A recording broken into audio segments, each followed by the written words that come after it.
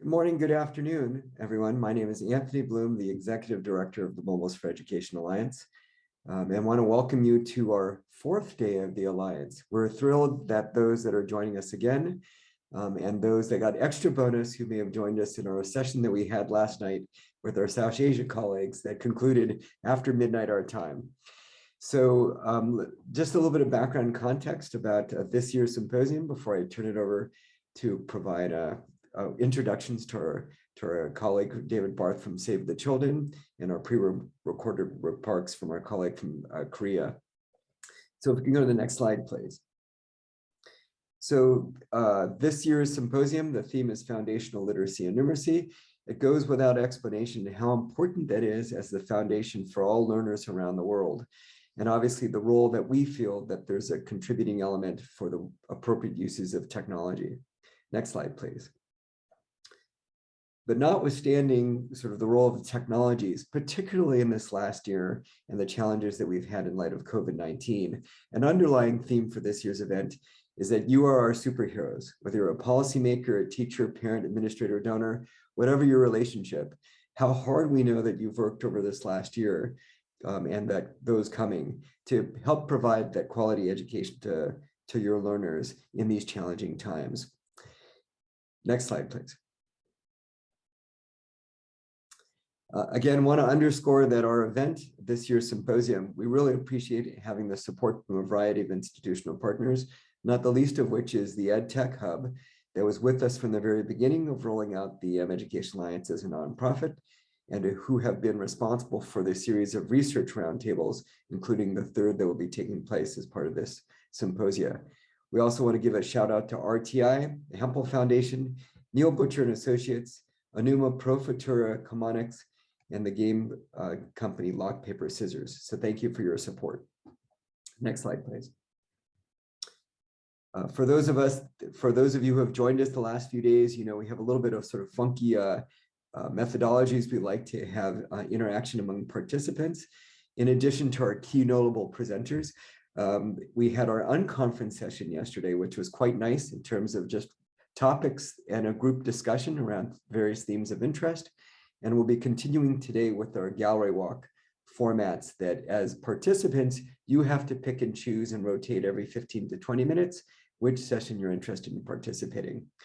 I will also say for those of you who weren't able to attend previous parts of the symposia, on our Foundational Literacy and Numeracy video page, you could see 50+ presentations that have been pre-recorded for this year's symposia. It's a really nice addition to this year's event. Next slide, please. We also beg your indulgence, as you know, is it a digital event? Should there be issues as we go along technically, thank you for your patience. I think we've managed to surmount those over the last few days and hope today is the same. We also encourage you as participants to please use your chat liberally. It's free, and you can ask questions, whether it's of panelists or of other attendee participants. Please feel free to use the chat function. Finally, make sure that you take time to take breaks in the course of the day as well.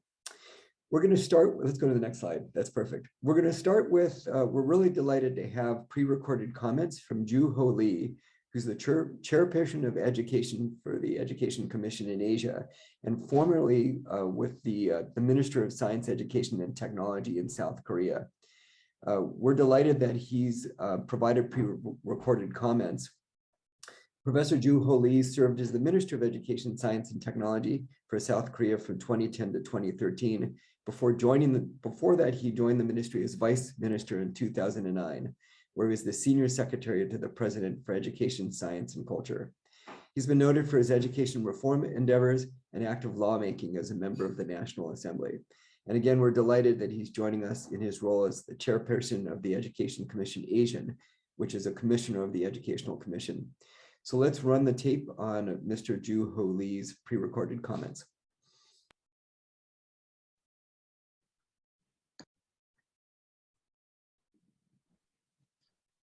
I'm delighted to join you for this important and timely conference to explore how we can leverage technology to accelerate foundational literacy and numeracy in low resource contexts and to bridge the achievement gap that has been further exacerbated by COVID-19. First of all, I'd like to congratulate mEducation Alliance for organizing this annual conference for 11 years in a row as the largest convening platform of development and donor agencies focused on edutech in developing countries. Next, I'd like to extend my thanks to the partners and sponsors who have made this gathering possible. Let me take a moment to highlight the work of Enuma, a wonderful company developing high-quality learning solutions targeting foundational skills in literacy and numeracy.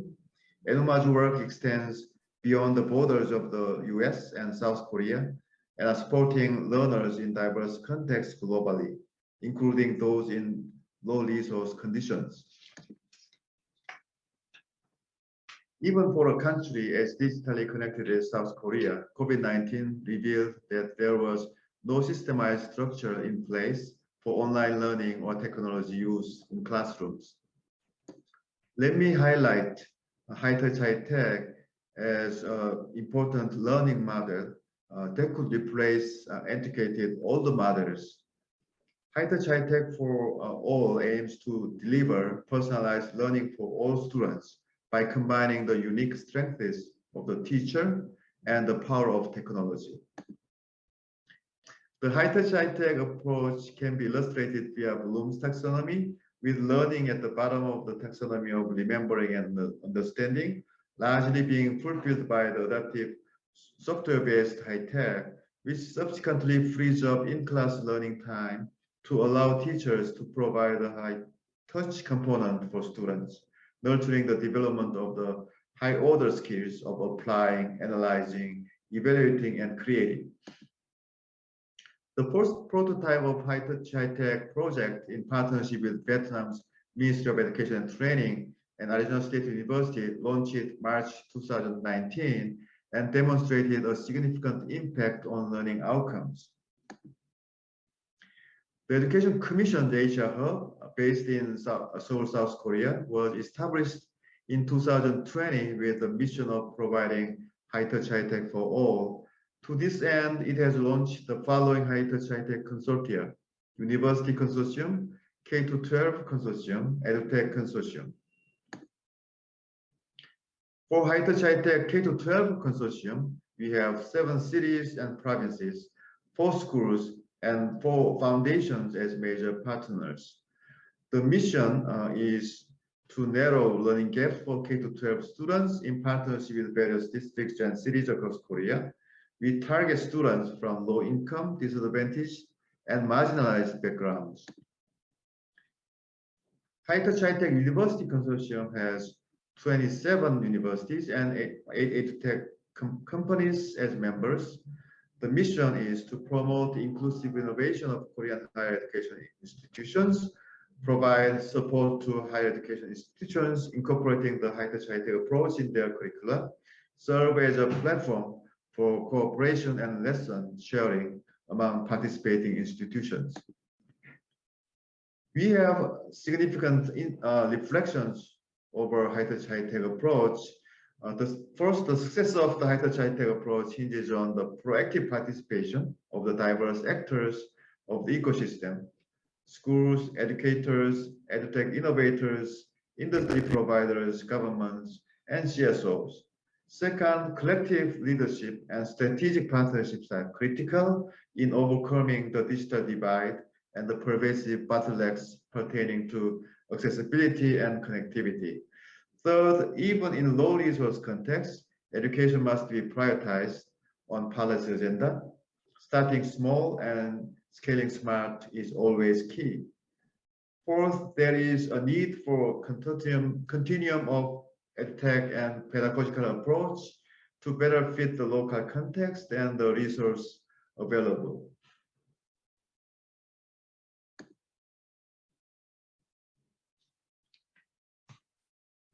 To close, I'd like to extend my gratitude once again to mEducation Alliance for continuing to provide a forum of thought leadership to highlight the very important mission to accelerate foundational learning for students, regardless of their background and context. I encourage you to join sessions to be informed, inspired, and connect with thought leaders in the field. Thank you and best wishes for this conference. Well, we're really appreciative of those comments by Professor Lee to kick off our welcoming comments for today. And now I'm delighted to invite David Barth to provide his opening comments as well. David, if you don't mind, I'm going to embarrass you with giving a little bit of your background before we get started.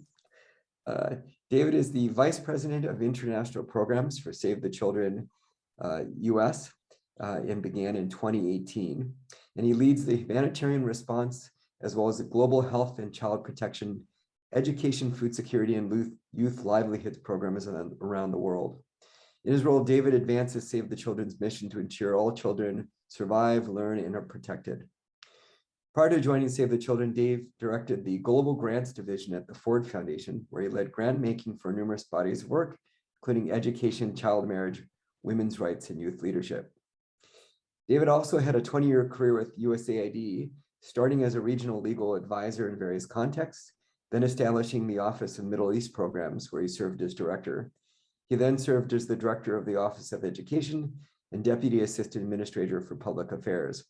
I have to say I had the good fortune of meeting David when he was the head of USAID's Office of Education shortly after I started at USAID. David holds a bachelor's degree in political science and international relations from Boston University and a JD from the National Law Center at George Washington University.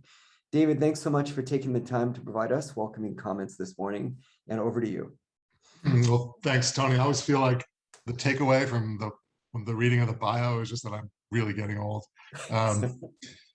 It's a real pleasure to be here, and it's a pleasure not just because of how important this is, but for me personally because of a longstanding connection to this work. So let me first welcome everybody who's joined and who's been enjoying the symposium. To Tony's point earlier, I've got opening remarks, but feel free to interrupt. You use the chat. You're out there, you're disruptors. That's why you're here. So I'll keep an eye on the chat and happy to respond as I go. I do want to congratulate Tony, the entire mEducation team for designing the event. Bringing organizations from around the world that are focused on foundational literacy and numeracy is not a simple thing. The depth, the diversity, the richness of the organizations that are here, have been here and will continue through is really significant. And it's a community that we need to protect, nurture, and grow because this is not easy stuff, and we're going to be dependent on each other to be successful. And obviously, within this group, we know foundational literacy and numeracy is the gateway into a full life of well-being, a child's successful transition into adolescence into young adulthood, and into adulthood, where we become citizens, and with all the things that come with that. And it doesn't happen without foundational literacy and numeracy. Let me just say, the mEducation Alliance, we were there when it started. Tony and I at USAID, coming up on a decade ago. What makes me the happiest is that it's originally a handful of members, some of whom are still here, but more than 40 members now, and it's independent. It is a private nonprofit organization that will pursue its own objectives and goals, build out its own partnerships, and that's a tribute to what the team has done. Tony's single-minded determination in a lot of spaces, but all the all of you that he's brought together to help make this work. So it's nice for me now at Save the Children to be able to work with Tony and the group at the Alliance again in a different context, and so we're really excited to help take from this platform as much evidence on what actually works, to help sort of be in that conversation of our experience of what we do and what all of you do, to be able to have the greatest impact on learners in low resource contexts. One of the things we want to do together, and we're going to announce, is the launching of an International Numeracy Prize. When I was with USAID, I got accused a little bit of focusing too much on literacy and not enough on numeracy. So I'm making amends starting today, that we're going to be launching a Numeracy Prize, which we're going to create to recognize, bring attention to the great work of local organizations to help children learn basic numeracy skills. On that, we're looking for more partners. So we want to increase the reach of it. If we can have a bigger purse, that'd be great. The launch will be in November, so let Tony know if you're interested. Let me know, and we'll go from there. So that's by way of introduction. But let me give you a few comments on the overall theme of the symposium from a frontline organization. You know, Save the Children. We are, you know, we try to go to the farthest places where the children exist who need us the most. And obviously, we're talking a lot about COVID, but the questions we're dealing with are broader than COVID in the sense that we talk about the 3 C's. This is COVID, this is climate, this is conflict, that are going to continue to push back against the gains we've made over the last decade in learning how, decades I should say, in learning how to get children to learn and then actually putting it into practice. So we're interested in this from a very broad perspective, but the theme of this year's symposium is critical right now because of what we're seeing around learning loss and that the alarming trends that are wiping out so many of the gains that we've made as a collective over the last decades. You start with 1 billion students displaced from their schools. The World Bank is talking about more than 70 million primary school age children are going to be pushed into functional illiteracy because of this lost learning in the last 18, 19 months. Some places, some children in some spaces have lost 20% of their total expected lifetime schooling because of COVID. And I think it's important to highlight really clearly, the children who are most affected are the ones with the least resilience. That's always the case. These are the children who've suffered discrimination. These are the children in extreme poverty. These are the children with disabilities. These are children who have been marginalized consciously or not in their communities. They're the ones who are least likely to return. They're the ones who are least likely to have the assets to overcome the loss. And you all know this is an education crisis, absolutely. It's also a crisis of protection, of well-being, of nutrition, of health, because all of those things are connected to schools. We have seen rises in the risk of violence in the home, child marriage, children engaged in harmful work, recruitment by armed actors, psychosocial distress, trauma. So we've got our hand, for those of us who want to be an asset to these children whom we serve, you know, that there's an urgency, the time is now. So what Save the Children is doing, we've put together, it's called a project, I think understates it, a body of work called Safe Back to School, which is our #1 education priority through 2024. And it's a commitment.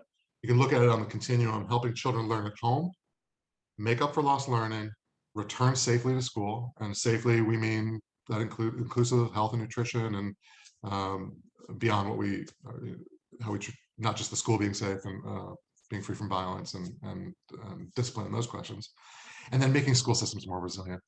And that last piece is really important when we get through COVID, but we still have to deal with climate and conflict. We got a lot of outcomes we're shooting for. If we do this right, we think we can have 150 million children achieving age grade appropriate learning by 2024. We're going to focus on children enrolling in school, attending consistently, that they're getting inclusive quality learning, including ECD, and critically closing equity gaps. Part of the trick here is that we need to do way better at promoting community-led development. So community-based programs that emphasize local partnership, national partnership, of course, ministries of education, critical, but the next generation of Save the Children's work has to lead with giving agency and autonomy and authority to local organizations, to parents, to teachers. And of course, we will engage in the policy, legal, government level, global stakeholder work. We always do, and we do have a voice there. Implications for technology. The numbers we're talking about require us to be innovative in terms of how we reach these children, how we make up for this lost time. Mobile devices, connectivity, you know, all this critical. One thing I'm going to come back to this, but just know, we're asking the question, is technology minimizing the equity gap or increasing the equity gap? And so if we're coming with, so maybe we'll spend a little time talking about that. Let me just say, Save the Children, if you don't know our work, our global objective for the decade is that all children receive a quality basic education. All children receive a quality basic education. It's very simple. And part of that, we've developed some global goods like Literacy Boost, which is used around the world to support teachers and parents, communities, to help develop literacy skills. Numeracy Boost, similar work around numeracy, teacher-centered professional development, emergency literacy and math, and things like return to learning, which helps kids who've been pushed out of school who have been displaced get back into both be evaluated, be nurtured, have their trauma recognized, eased, and be moved back into systems. So that's very much how we look at the work, and you can imagine the space for technology there is vast. Couple of observations that inform what I was saying earlier. Equity is critical. We strived to reach the children who have the least and who need the most, and very much moving forward, we're going to focus on understanding the underlying root causes for that discrimination, that marginalization, that exclusion. So yes, we're asking the question of what works, but we do want to ask the question of what works for whom. So whether we're looking at gender, extreme poverty, children with disabilities, linguistic minorities, other kids who have been separated out by the system, what works for them, and are we, and so both why are they in that situation where they've been excluded, and in the immediate, are the services we provide or that we're helping communities provide relevant and appropriate. And to that point, the other observation, families and communities really matter. Learning doesn't just take place in schools. I've also been accused in my career at times of having too narrow a focus on kind of a learning outcome, and I really do. But the learning outcome is just is one piece of a proxy of wellness, of well-being, of a child's overall sense of self, their health, their safety and protection, their ability to thrive. So that is a community responsibility. So we really want to focus on local leadership, agency, and power. Excuse me. So what else is it? Looking at the issues around quality education during COVID. Closing existing equity gaps is our first order of business. And so these are gaps in access to technology, gaps in the skills, in having the skills necessary to use it competently. Those have been increased. Those have been exacerbated. And so we've celebrated some cool new innovations, but we've got to ask ourselves, are those innovations reaching those who need it the most? So again, is technology reducing or expanding the gap? If you're going to reduce the gap, it requires intentionality. Okay, we're going to actually have to say as a community, I'm not expecting, if I develop a useful new technology, relevant, impactful, that somehow it's going to trickle down over time to those who've been excluded. We have to be intentional in saying, here are people who either have no tech, low tech, or maybe high tech. So we have to be understanding who we're serving as we choose appropriate technology. And that's not a new concept, but it's more relevant now than ever. So if we only rely on tech, we're not going to reach all the kids. It has to be blended. So we're working hard with our partners to adapt our existing programs. There's a range of solutions, ed tech solutions, student learning, teacher professional development that we've used. We don't rely completely on technology, but we have seen it as a multiplier when it's been deployed intentionally as a means to reach the kids we want to reach the most. So that's central to how we're organizing. I think the one other piece that I want to raise, excuse me one second, I don't have a frog in my throat. and then maybe doesn't get enough discussion. And where we want to position ourselves as being a global thought leader that we can help all of you is, if we're going to put all these kids online, we need to keep them safe online. And so in the rush to use these multiplier technologies, are we giving enough attention to the child protection, child safeguarding issues that are also that are critical? When we do our risk assessments, et cetera, as an institution, our number one risk is the safeguarding of children. We can do nothing that creates harm for children, and be true to our mission as Save the Children. So while you put your attention on how to bring children into a tech community, please know you have a responsibility and obligation to also say, how do we do that safely? So that has to do with bullying and online grooming and sexual materials and all the risks that come with children being online. And then the Alliance, I think, is going to be a great support for that.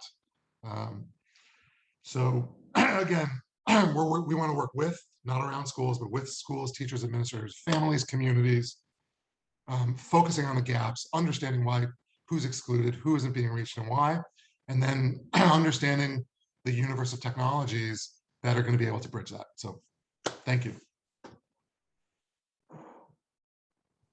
Thanks so much, David. And I could see you're feeling verklempt about the importance of learning outcomes. But thanks for describing both the context and also the important foundational work that SAVE's doing with a variety of programs globally, David, and taking a hard-eyed view. And you always reminded me when we're at USAID, how is this intervention helping that little girl in Bangladesh? So I think in your role at Save the Children in terms of actionable, data-driven, and a variety of approaches. David, I know that you had mentioned supporting learners with disability, and this has been a passion of yours. Did you want to elaborate just for a moment about sort of SAVE's work in this space or aspirational interest to be able to particularly support learners with disabilities? Yeah, I'm absolutely happy to. I think talked about it a little bit in my introduction. Discrimination against people with disabilities is like the last acceptable discrimination.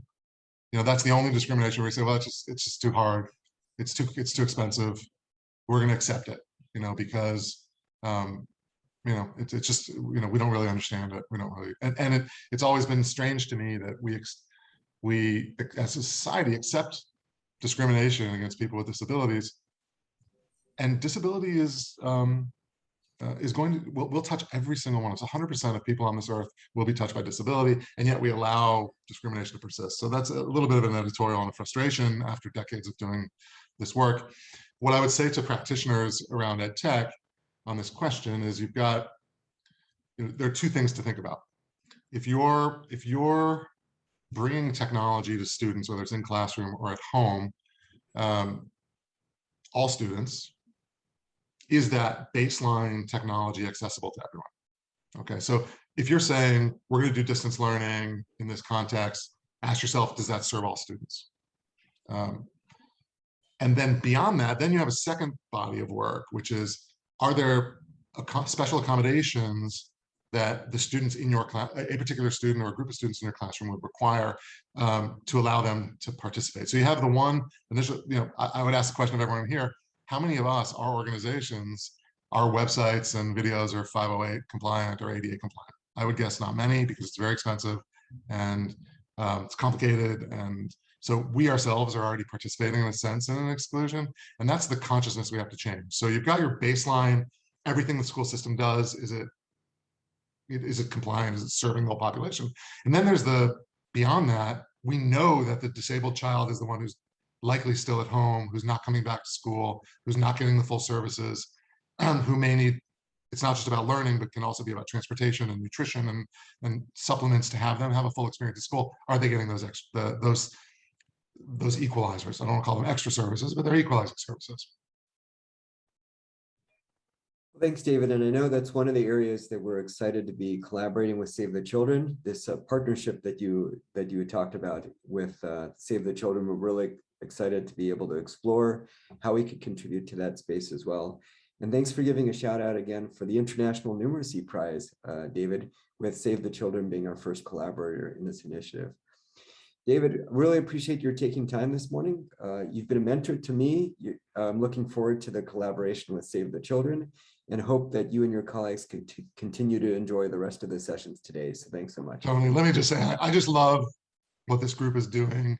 And I hope this group is taking time to understand that you're building a community here of people who can make these changes. That this is all about possibility. And I come into this with, with a lot of enthusiasm and excitement because this works. If we do this correctly, we know this works. We have the data, we have the evidence, and there's a whole big bright field in front of us. So, as we look at where we're coming from and the frustrations of how badly education, I mean, I was reading this morning about the collapse of the Lebanese education system, and it's natural for us to have a lot of sorrow for what we're seeing, but when you get a group like this together, it should also kindle a little bit of the excitement that this is the group that can do it. This is the group that can change it, right? We're in this moment, us together right now, and we have a bunch of assets. And for you to bring them all together is it's great for the community. But I hope everyone feels, energized with the possibility. Thanks, really appreciate it, David. Well, in that spirit, would like to invite folks to please jump into, we have 2 parallel sessions that are going to be going on now, one related to math and the other Literacy League.